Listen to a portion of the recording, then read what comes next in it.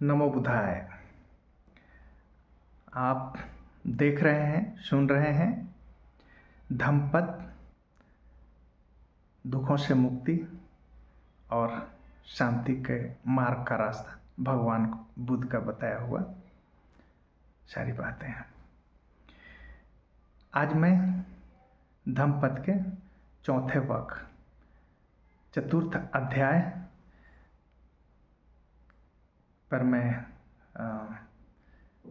आज वीडियो शुरू कर रहा हूँ, जिसके वर्ग का नाम है पुष्पवर्गो या पुष्प वर्ग, द फ्लावर्स। भगवान बुद्ध फूल के ऊपर हमें उदाहरण देकर और हमें सिखाते हैं कैसे अपने दुख से आप मुक्ति पा सकते हैं, सुख का मार्ग आपके लिए तैयार हो सकता है। तो शुरू में ही मैं एक अपनी बात कह देना चाहूँगा कि भगवान बुद्ध का ये धम्मपद मैं सुना रहा हूँ आपको।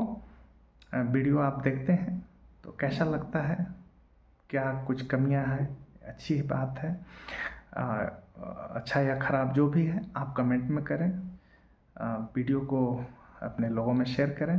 हो सकता है तो आप चैनल को भी ज़रूर सब्सक्राइब कर लें।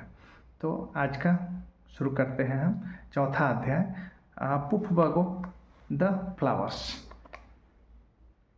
भगवान बुद्ध इस कथा में कहते हैं, ये 44 नंबर कथा है, कौन दुखों के संसार को जीतेगा, कौन धम्मपद चुनेगा। The garland maker, the noble disciple will conquer this self. गाथा सुनिए।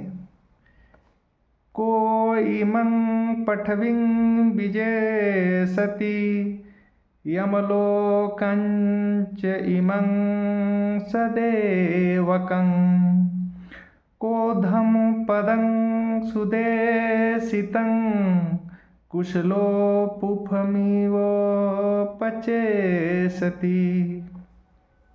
भगवान बुद्ध कहते हैं कि कौन है जो इस स्वभाव आत्मभाव रूपी पृथ्वी और देवताओं सहित यमलोक पर विजय प्राप्त करेगा।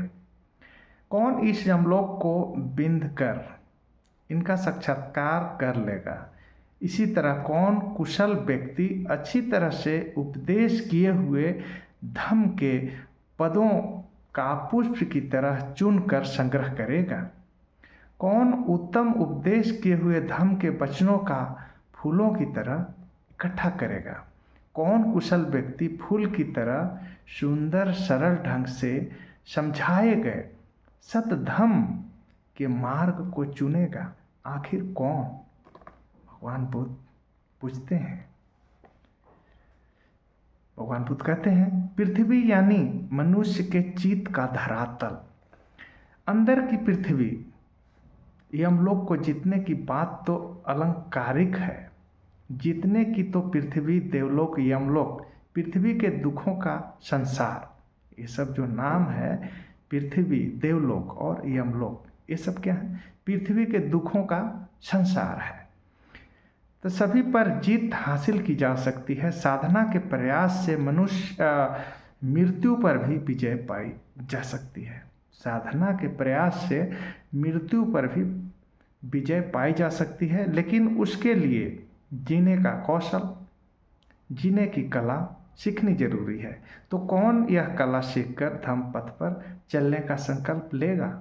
भगवान बुद्ध को चिंता है, वो पूछ रहे हैं, कह रहे हैं, आखिर कौन जो चलेगा वो सुख पाएगा। तो हम जैसे, आप जैसे इस बात को, भगवान बुद्ध के वचनों को बताकर भी वो सत्कर्म कर सकते हैं, जो मैं इस वीडियो के माध्यम से करने की कोशिश कर रहा हूँ, प्रयास कर रहा हूँ। अगली गाथा है 45 नंबर। भगवान बुद्ध कहते हैं कि धम्मपथ का राही ही दुखों के संसार को जीतेगा। धम्मपथ का राही ही दुखों के संसार को जीतेगा।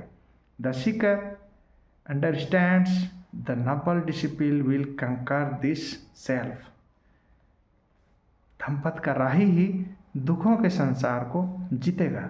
तो हम लोगों को धम्मपद का राही होना जरूरी है। और धम्मपद का राही होने के लिए हमें भगवान बुद्ध के बताए हुए वचनों, कहे हुए वचनों को धम्मपद के माध्यम से सुनना होगा, पढ़ना होगा, जानना होगा, तभी हम अगला कदम उठा पाएंगे।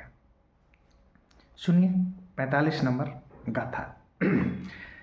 शेखो पठविं विजय सती यमलो कंच इदं सदेवकं। शेखो धम्मपदं सुदेशितं कुशलो पुफमिओ पचेसति। भगवान बुद्ध कहते हैं साक्ष्य मतलब शिष्य, सीखने वाला, निर्वाण की खोज में धम्म पथ पर चलने वाला व्यक्ति ही इस पृथ्वी और देवताओं सहित यमलोक को जीतेगा। एक कुशल साक्ष्य या साधक या शिष्य ही अच्छी तरह उपदेश दिए हुए, सिखाए हुए धम्म पदों को सुनेगा। जैसे कोई माला बनाने के लिए फूलों को चुनता है, तो क्या आप भी माला बनाना चाहते हैं? तो इन फूलों को जरूर चुनिए। आपके जीवन में सुख शांति लाने वाला ये फूल है। भगवान बुद्ध यही यहाँ बता रहे हैं।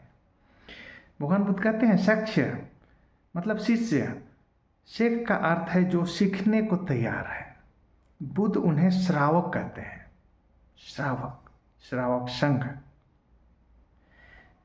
वह विनम्रता से यह स्वीकार करता है कि वह अब इस संसार का सत्य नहीं जान पाया, दुख मुक्ति का मार्ग जान नहीं पाया, जीवन जीने की कला सीख नहीं पाया, इसलिए वह अब पूरी तरह से तैयार है। एक विद्यार्थी जानकारियों को जानने का जिज्ञासु होता है, जबकि शिष्य सत्य को जानने और पाने का पथिक होता है, सत्यार्थी होता है।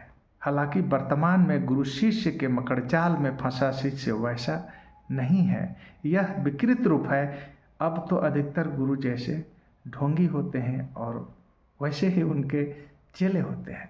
लेकिन हमें किसी ढोंगी गुरु की क्या ज़रूरत है? भगवान बुद्ध का बताया हुआ जो वचन है धम्मपद में निहित है, हम वही पढ़कर, जानकर, सुनकर अपना रास्ता तो तय कर सकते हैं ना। तो अगला जो गाथा है, भगवान बुद्ध कहते हैं इस शरीर को अनित्य असार जानो। ये जो शरीर है ना, ये नित्य नहीं है। क्या है? अनित्य है, असार है, सार नहीं है, असार, यही बोलते हैं। हु कंकर्स डेथ, मृत्यु को कौन जीत सकता है? Like a mirage in this body. तो गाथा सुनिए 46 नंबर गाथा। फेनूपमं कायमिमं विदित्वा मरीचिधं अभिसंबुधानो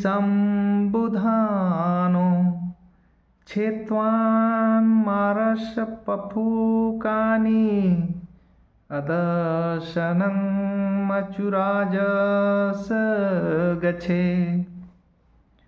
भगवान बुद्ध कहते हैं इस शरीर को पानी के फेन मतलब झाग, बुलबुले के समान सारहीन समझो और मृग मरीचिका के समान स्वभाव को सिर्फ आसार मतलब भ्रम समझकर मार के मायाजाल को तोड़कर निर्वाण के मार्ग पर चलो, ताकि यमराज क्या है? मृत्यु दूर दूर तक नजर नहीं आए। तथागत यहाँ पर कहते हैं इस शरीर को फेन के समान जानो। समुद्र के किनारे इकट्ठे होने वाले झाग को फेन कहते हैं। दूर से बहुत सुंदर और चमकीले नजर आते हैं ये फेन। पास जाओ तो सिर्फ पानी के बुलबुले और यदि हाथ में लो तो सब गायब हो जाते हैं। मनुष्य शरीर भी इस तरह की फेन ही है, पानी पर उभरा हुआ बुलबुला, क्षण भर में फूटकर गायब हो जाता है। तो कितनी अच्छी बात भगवान बुद्ध हमें समझाते हैं, बताते हैं। अगला गाथा है 47 नंबर 47। भगवान बुद्ध कहते हैं, और एक दिन मृत्यु पकड़ ले जाती है, और एक दिन मृत्यु पकड़ ले जाती है। Pleasure seeker is swept away, death takes the sensual unawares. गाथा सुनिए 47। पुफानी हेव पचीनन्तं व्यासतमनसं नरं सूतं गामं मघो महो घोव मचु आदाय गच्छति। बुद्ध कहते हैं, काम क्रोध रूपी विषय वासना रूपी फूलों को चुनने वाले सांसारिक चीज़ों में डूबे हुए मनुष्य को और अधिक चाहने की लालसा में फंसे हुए मनुष्य को मृत्यु ऐसे पकड़ कर ले जाती है जैसे सोए हुए गांव को नदी की अचानक आई हुई तेज बाढ़ अपने साथ ले जाती है। भगवान बुद्ध कितनी अच्छी उदाहरण दे करके हमें बताते हैं, समझाते हैं। पूरा गांव गहरी निद्रा में सोया हुआ है, रात का घनघोर अंधेरा छाया हुआ है। इतने में पास ही बह रही नदी में भयंकर बाढ़ आ जाती है और सारे लोग नींद में सोए सोए ही बह जाते हैं। यही दशा उस व्यक्ति की ही होती है जो विषय भोगों को सांसारिक सुखों के फूलों की तरह सुंदर, सुगंधित, सुखद और परम सत्य मानकर उसको चुनने में लगा रहता है। वह असावधानी, बेहोशी, नींद, तंद्रा में डूबा रहता है। सही गलत, भले बुरे, सच्चे झूठे की पहचान किए बिना सिर्फ इंद्रिय सुखों में डूबा रहता है और एक दिन अचानक ही मृत्यु उसे उठा ले जाती है। अगली गाथा सुने 48 नंबर। भगवान बुद्ध कहते हैं, मृत्यु छोड़ती नहीं, पंजे में पकड़ कर ले जाती है। भगवान बुद्ध कहते हैं, मृत्यु छोड़ती नहीं, पंजे में पकड़ कर ले जाती है। Attachment to senses a folly with ungratified desires the sensual die. 48 number गाथा सुनिए। पुफानी हेव पचिनन्तं व्यासतमनसं नरं अतीतं एव कामेषु अंतको कुरुते वशं।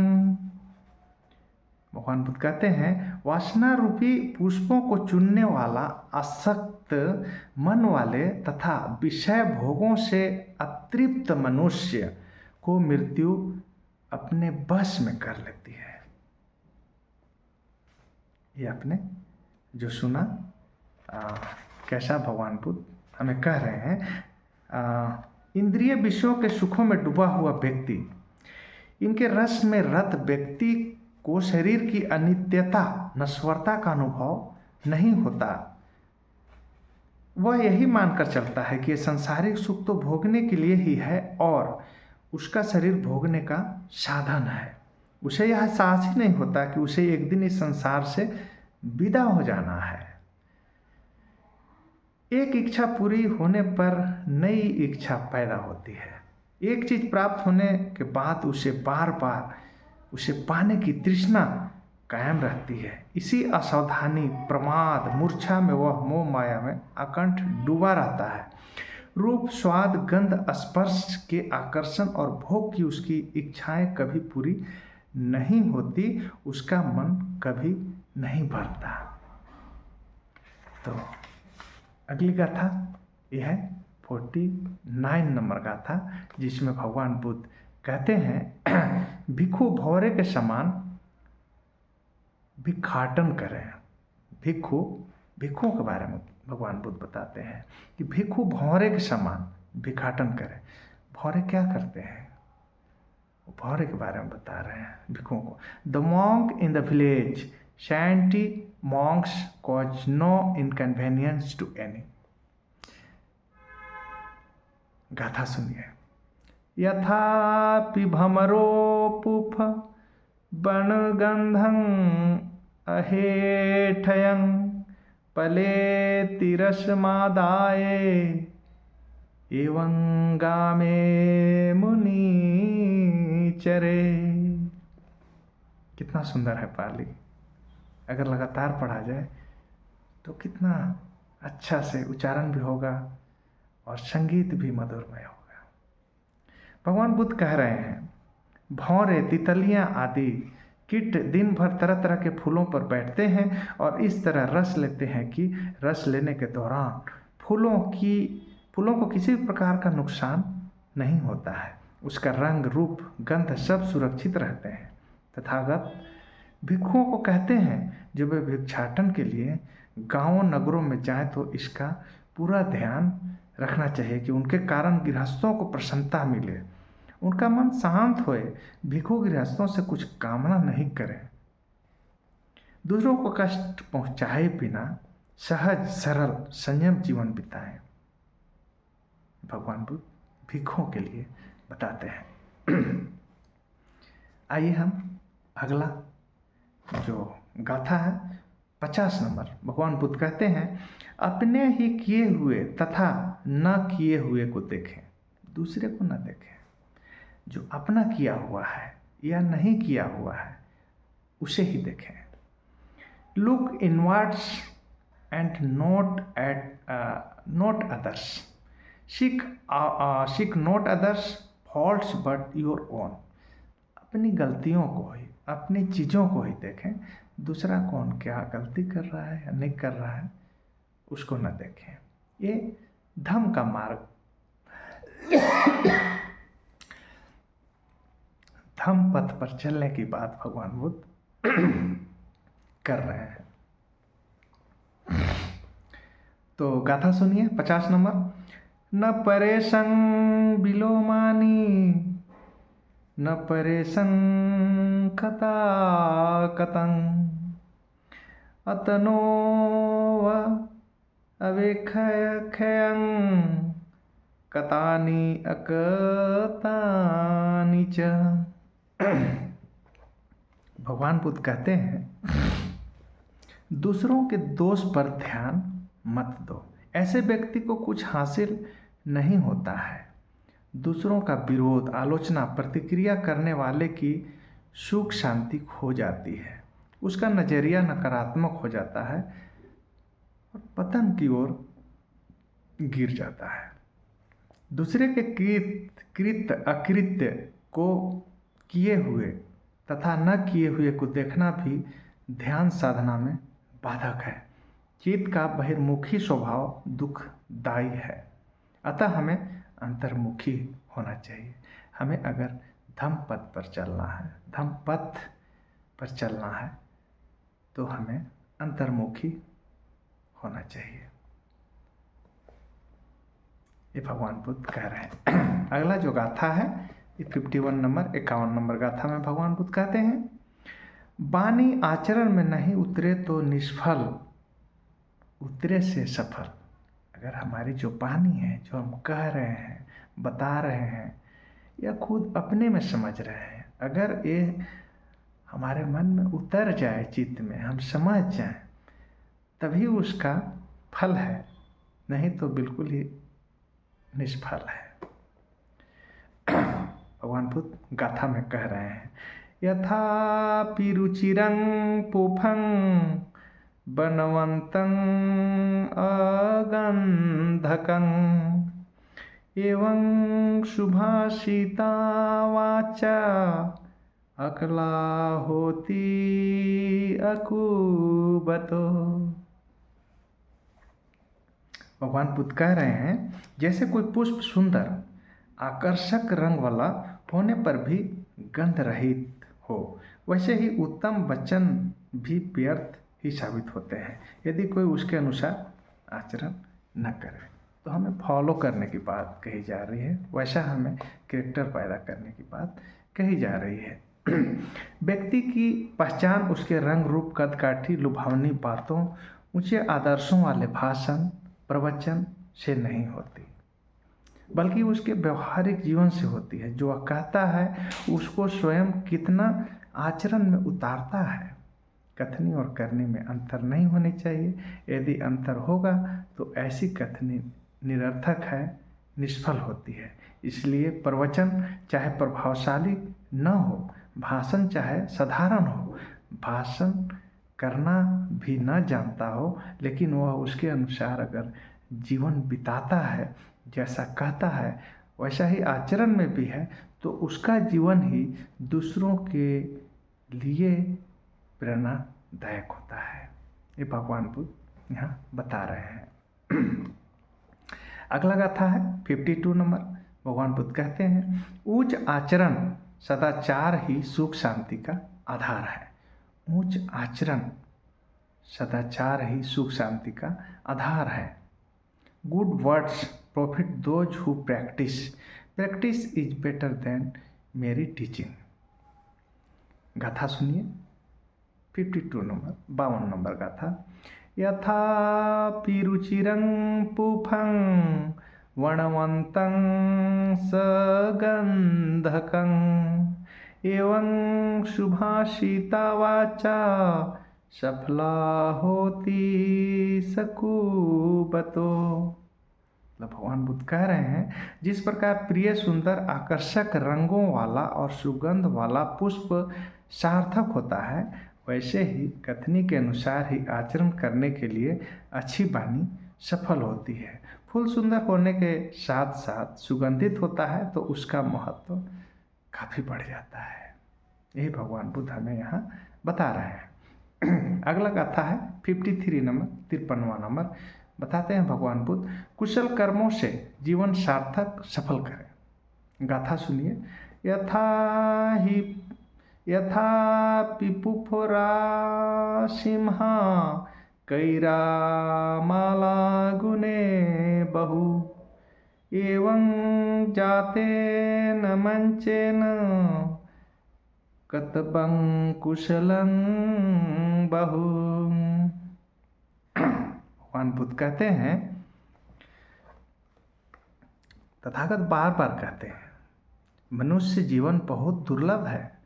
इस अनमोल अक्षर को यूं ही नहीं गंवाना चाहिए। मनुष्य जीवन बहुत बड़ा अवसर है और इसे हमें यूं ही नहीं गंवा देना चाहिए। यही भगवान बुद्ध कह रहे हैं। बल्कि कुशल कर्मों से जीवन को सार्थक बनाना चाहिए। कुशल कर्मों से व्यक्ति अपने भवसागर को सुधार देता है। यदि एक माली जो अपनी कला में कुशल नहीं है तो उसके सामने फूलों का कितना ही ढेर क्यों न हो, वह सुंदर माला नहीं बना पाता है। जबकि एक कुशल और होशियार मालाकार फूलों के ढेर से बहुत सुंदर मालाएं बना लेता है। वह अलग अलग रूप रंग गंध वाले ढेर में रखे हुए फूलों को व्यवस्थित ढंग से धागे में पिरोता है। वैसे ही एक व्यक्ति कुशल कर्मों सत्कर्मों से अपने जीवन को सार्थक बना लेता है। यही भगवान बुद्ध बता रहे हैं, कह रहे हैं। अगली गाथा है 54 नंबर। भगवान बुद्ध कहते हैं सील अर्थात सदाचार की सुगंध सर्वोत्तम है। Fragrance of virtue spirits everywhere, moral fragrance wafts everywhere. भगवान बुद्ध बता रहे हैं। ये गाथा नंबर 54 पाली में गाथा सुने। न पुफ गंधो पटिवात मेति न चंदनं तगर मलिकावा सतंच गंधो पटिवात मेति शवादिशा सपूरिशो पवाती। भगवान बुद्ध कह रहे हैं फूलों की सुगंध वायु की विपरीत दिशाओं में नहीं जाती। फूलों की सुगंध वायु की विपरीत दिशाओं में नहीं जाती। न चंदन की, न तगर की, न बेला की, न मल्लिका की, न चमेली की।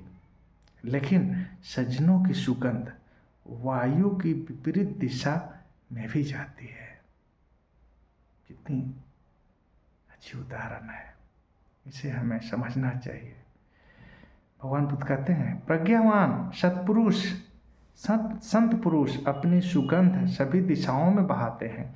इस संसार में यही एक सुगंध है जो प्रकृति के साधारण नियमों से पार विपरीत दिशा में चली जाती है। संत सज्जन जागृत प्रज्ञावान व्यक्ति के सदाचार की सुगंध की कोई सीमाएं नहीं होती। ऐसे सिलवान लोग अपने सिल की सुगंध से स्वयं महकते हैं और संसार रूपी गुलशन को भी महकाते हैं। सिर्फ सब दिशाओं में ही नहीं बल्कि सारे जगत में हर काल में फैली रहती है। संसार में वे शरीर के रूप में नहीं रहने के बाद भी हर युग में फैलते हैं।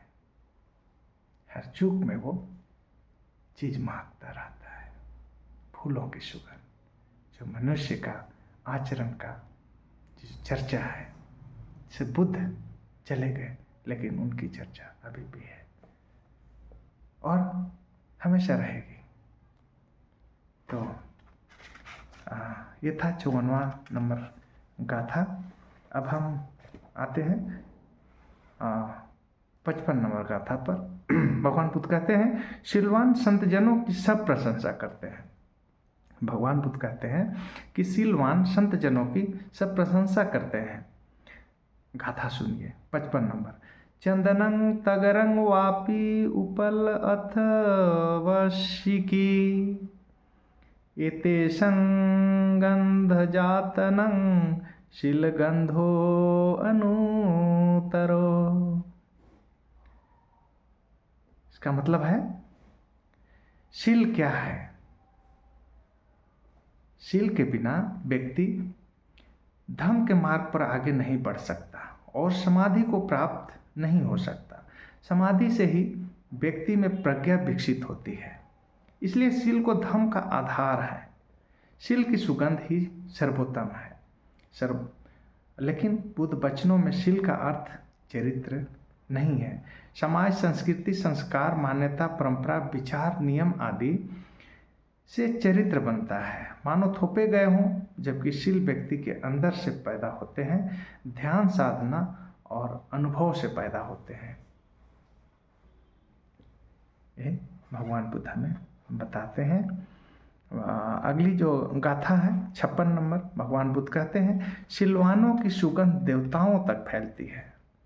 शीलवानों की सुगंध देवताओं तक फैलती है। Fragrance of virtue wafts to heaven, the scent of virtue is by far the best. शीलवानों की सुगंध देवताओं तक फैलती है। और देवता कहाँ रहते हैं? स्वर्ग में। स्वर्ग तक आपकी जो सुगंध है, शीलवानों की सुगंध हेवन तक पहुँचती है। गाथा सुनिए 56 नंबर। अपमतो अयं गंधो यायं तगर चंदनी यो च शीलवतं गंधो वाति देवेशि उत्तमो। भगवान बुद्ध कह रहे हैं कि जो यह तगर चंदन की सुगंध फैलती है वह अल्प मात्रा में है, परंतु जो यह शीलवानों की सुगंध है यह उत्तम है और देवताओं तक फैलती है। यहाँ फूलों का सुगंध और शीलवान व्यक्ति का जो सुगंध है, इन दोनों के बारे में बताई गई है कि जो यह तगर है, चंदन है, सुगंध यह अल्प मात्रा का है और बहुत कम दूरी तक फैलती है, परंतु जो शीलवानों की सुगंध है वो देवताओं तक फैलती है। तो अगला हम गाथा पढ़ते हैं। भगवान बुद्ध कहते हैं ये 57 नंबर गाथा। शीलवानों के मार्ग को मार नहीं रोक सकता। शीलवानों के मार्ग को मार नहीं रोक सकता। गाथा सुनिए। तेषं संपन्न शीलानं अपमाद विहारिणं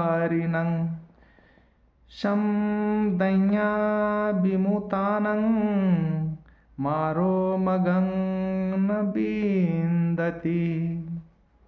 भगवान बुद्ध कहते हैं जो शीलवान है, सदाचार का जीवन जीता है, प्रमाद, आलस्य, असावधानी, राग, द्वेष, मोह छोड़कर ध्यान अभ्यास करता हुआ विहरता है, जिसने सम्यक ज्ञान को पा लिया, उसके मार्ग में मार भी नहीं आता। मन के विकार को मनुष्य के दुखों के कारण यही मार जो बार बार साधक की राह में आकर बाधा डालता है, शील संपन्न होने के बाद मार की हिम्मत नहीं होती, सिर्फ हार ही हार होती है। जो मन को निर्मल कर ज्ञान से मुक्त हो जाता है, उसके निर्वाण पथ में किसी भी तरह के मन के विकार, मन की कमजोरियां नहीं आ सकती। ये भगवान बुद्ध बताते हैं। अगली गाथा सुने। अगली गाथा 58 नंबर गाथा है। भगवान बुद्ध कहते हैं कि बुद्धों का श्रावक अपनी प्रज्ञा से प्रकाशमान होता है। केवल अपनी प्रज्ञा से ही प्रकाशमान हुआ जा सकता है। ग्रेटनेस में found even amongst the basest, the wise outshine worldlings. गाथा सुनिए। यथा संकार धानस्मिन् उज्झितस्मि महापथे, पदुम तथा जायेथ शुचिगंधं मनोरम। भगवान बुद्ध कहते हैं जिस प्रकार किसी बड़े मार्ग के किनारे फैले हुए कूड़े के ढेर पर कोई सुगंधित सुंदर कमल उग आता है या अन्य कोई भी फूल खिल जाता है, इसी प्रकार कूड़े के समान अज्ञानी, मूढ़ और आध्यात्मिक लोगों में सम्यक संबुद्ध का श्रावक अपनी प्रज्ञा के प्रकाश से अधिक चमकता है, सुशोभित होता है। कितनी अच्छी बात भगवान बुद्ध बताते हैं। और ये इस बग का, पुप बग का जो आखिरी गाथा है, यह है 59 नंबर गाथा। सुने।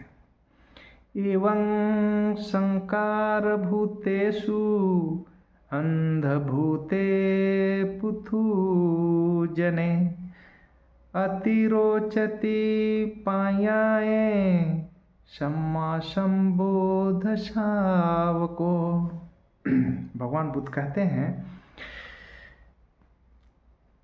कि श्रावक जो शिष्य है, जो श्रोता है, जिसने बुद्ध को स्थिर शांत चित्त से गंभीर होकर सुना, बुद्ध के प्रति सिर्फ श्रद्धा के कारण नहीं बल्कि सद्धम्म के मार्ग पर चलने के लिए सुना है, दुखों से मुक्ति के लिए, जीवन जीने की कला सीखने के लिए सुनने वाला व्यक्ति ही श्रावक कहलाता है।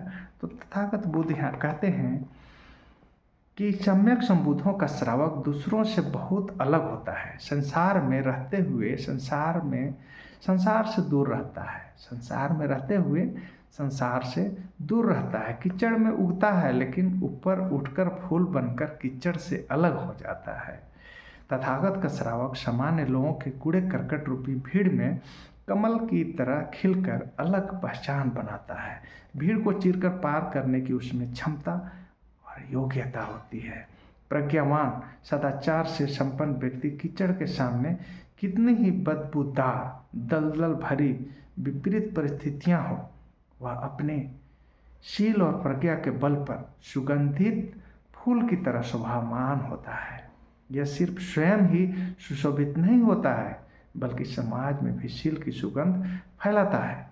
भगवान बुद्ध फिर कहते हैं, सम्यक संबुद्ध अर्थात अपनी खोज, अपने अनुभव से सत्य को पाने वाले, बंधुत्व को पाने वाले, ऐसे बुद्धों का श्रावक, शिष्य, श्रोता यदि प्रज्ञावान है, ज्ञानवान है, तो वह सामान्य लोगों के बीच जन्म लेकर भी अपनी प्रज्ञा से प्रकाशमान होता है और जगत में उजियारा फैलाता है। तो ये आज का जो पुप्पको है यह समाप्त होता है। वीडियो अच्छा लगा तो आप कमेंट भी करें, इसे शेयर करें और सब्सक्राइब जरूर कर लें। आज इतना है, बाकी अगले अध्याय अगले वर्ग में दोबारा मिलते हैं। नमो बुद्धाय।